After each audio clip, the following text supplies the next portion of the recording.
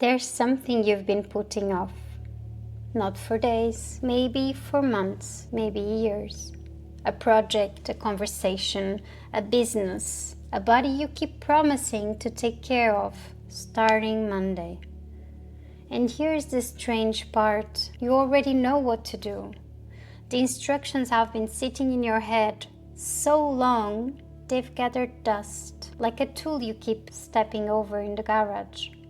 So, if knowing isn't a problem, what is? Today I want to show you why the moment you decide to change something that actually matters, your whole body seems to conspire against you. Suddenly you're tired. Suddenly the kitchen needs cleaning. Suddenly a task you ignored for 6 months becomes urgent. We call this laziness. I don't think that's what it is. I think it's something with a shape, a pattern, and, if you know where to look, a name that's been written into myth for thousands of years, and a mechanism that shows up in physics too. Stay with me. In about 9 minutes, you're going to recognize this thing in your own life. Here's the first clue. This resistance you feel, it's not spread across your life. You don't need 3 weeks of courage to open an app and scroll. You don't need a 5-step plan to watch one more episode. You don't need the right moment to eat something you like.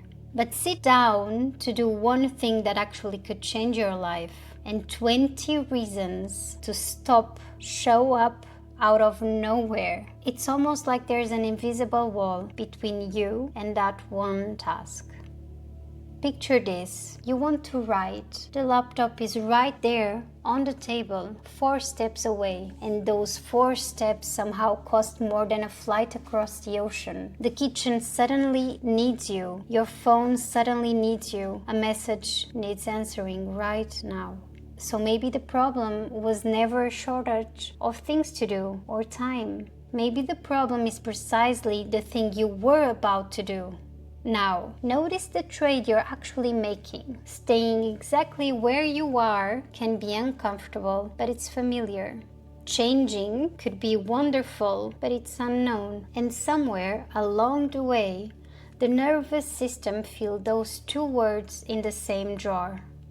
Familiar, safe. One label, 2 very different things. There are relationships that stopped working years ago and still continue. Jobs that stop making sense and still continue. Dreams sitting in a drawer for a decade. Not because that life feels good, because we already know how to survive inside it. We know exactly who we are there. Now, imagine you actually start. It works. And if it works, you might have to show up differently. People might have opinions. You might have to carry a version of yourself you've never met. Staying small can be painful, but growing is what actually terrifies us. So let's give this thing a name. Not laziness, not bad habits. Every mythology has a version of this figure, the threshold guardian, the dragon at the entrance of the cave, the dweller on the door that stands exactly at the point where the whole self ends and the next one begins.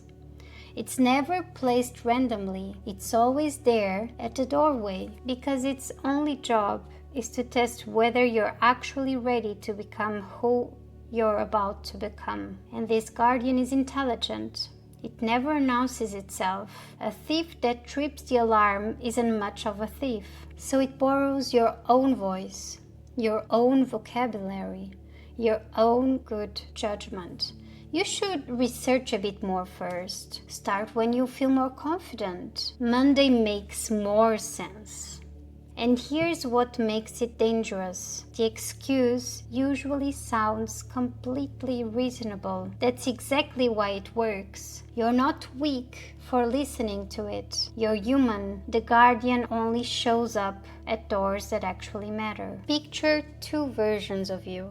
One is sitting at a table. In front of her is a door. On the other side of that door is something she wants deeply. We don't know if it's a business, a book, a healthier body, a different relationship with herself.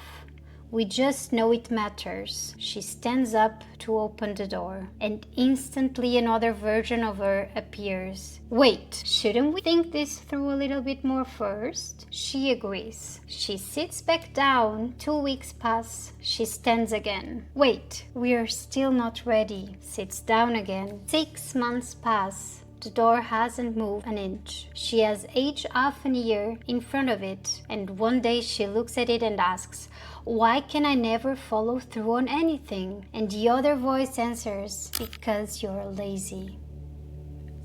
Do you see the cruelty in that? The same part of you that talked you out of moving forward is the one that later uses "you're not moving" as proof of who you are.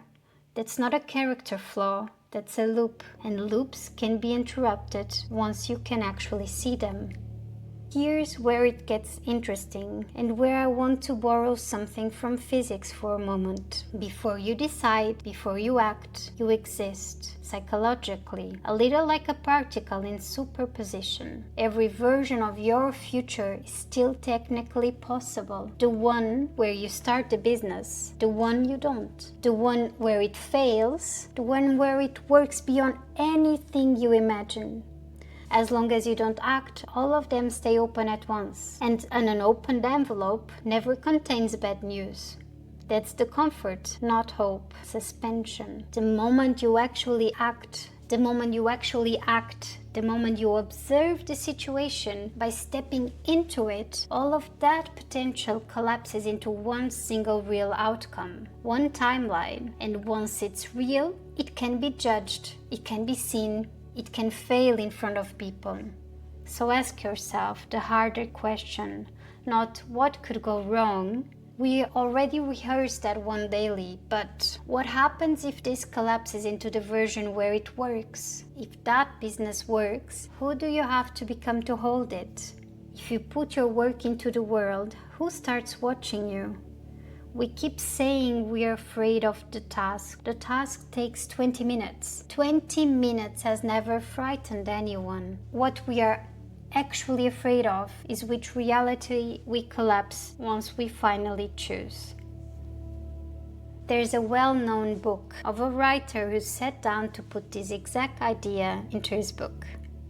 The idea of an inner force that blocks us right at the edge of growth. And even he, writing about it, felt it happening to him in real time. The arguments came fast. He was a novelist, not a teacher. People might think it was arrogant of him to write it. They might misread it, criticize it. Maybe it was better left unwritten. And the arguments sounded so reasonable that for a while he stopped.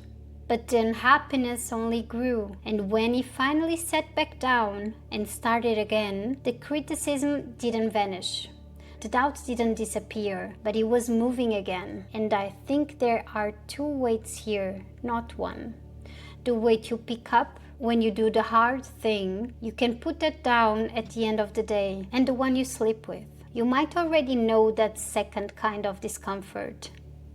It's Sunday night. You remember what you promised yourself this week. You didn't do it. I'll start next week, you say. And for about 4 seconds, that sentence works like a painkiller. Then Monday arrives. Life happens. Tuesday, Friday, Sunday again. Same promise, same dose, same 4 seconds. The real cost isn't just the days passing. It's what starts happening to your own trust in yourself. Every promise you make and quietly abandon teaches you something. I say things, but I don't follow through. You are quietly the only person who has heard every promise you ever made. That's the audience. That's who stopped believing you. You. Let's put the whole shape of this on the board. 1. The guardian doesn't block everything. It blocks what actually matters to your growth. 2. Familiar isn't safe. A cage you've measured is still a cage. 3. The guardian sounds reasonable. That's the disguise. 4. The part of you that stops you is the same part that later calls you lazy for stopping. 5.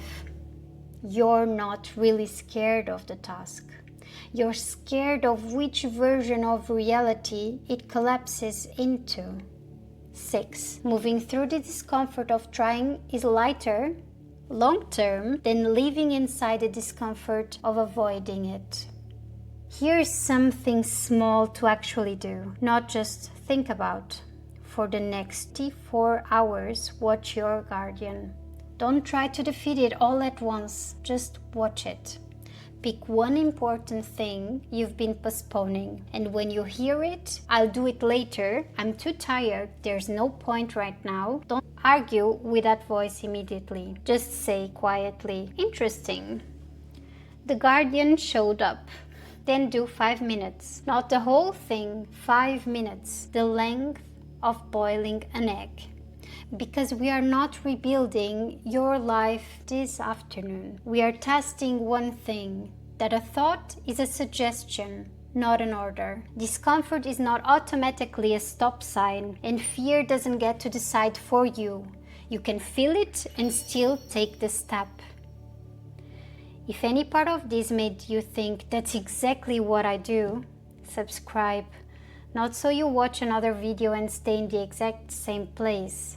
I'm doing this series to do the opposite. Name the pattern, understand where it comes from, and act anyway. So before you go, write one word in the comments.